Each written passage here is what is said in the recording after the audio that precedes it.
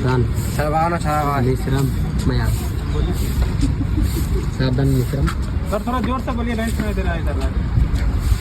मेरा नाम मुस्तफ आलम है, यहाँ के सेफ्टी ऑफिसर हूँ।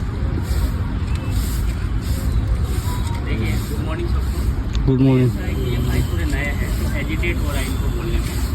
इन्होंने अपना नाम बताया, इनको आपको कोऑपरेट करना है। किस प्रकार कोऑपरेट करना है?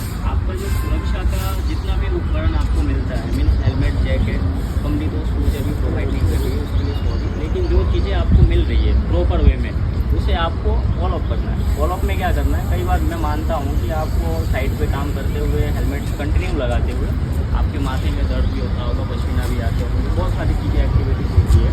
आप 2 मिनट के लिए कोई साइड में जाके खोल के बैठ सकते हो, लेकिन कंटिन्यू काम के दौरान आप उसे खोल के और काम करना वो नहीं कर सकते।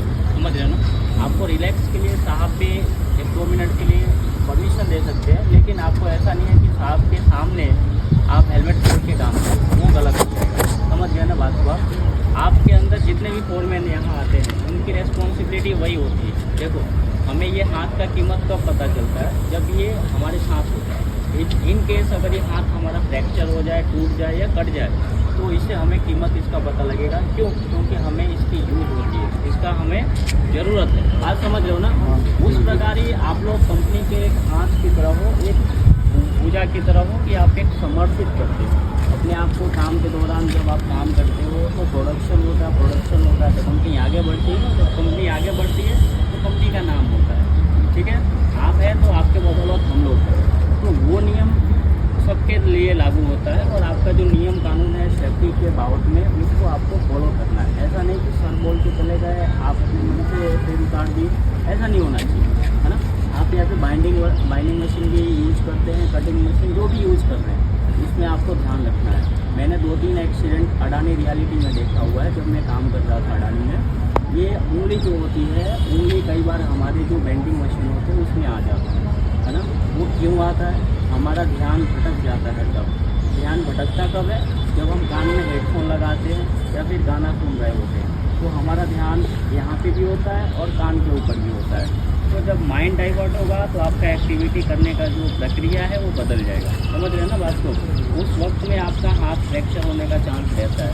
और ये उंगली काफ़ी कीमती होती है, आपको पता होना चाहिए, है ना? एक बार टूटने के बाद इसका जोड़ना मुश्किल होता है ना? तो वो चीज़ आप ध्यान में रखिए। छोटी गलती आप जब अपने आप को इग्नोर करोगे ना, तो एक बड़ा हादसे में बदल जाएगा। मैंने देखा है कि यहाँ से जाते हुए जितने भी वर्कर हैं, आप लोग ध्यान से जाइए, ये देख के जाइए कि हमारे ऊपर कुछ गिर ना जाए।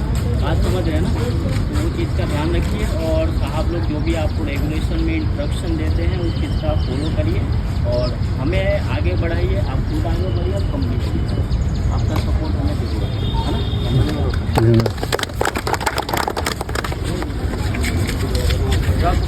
जाइए आप लोग नीचे जाना, नीचे जाइए।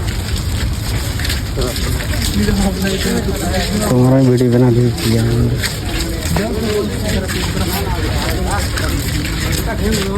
Hola,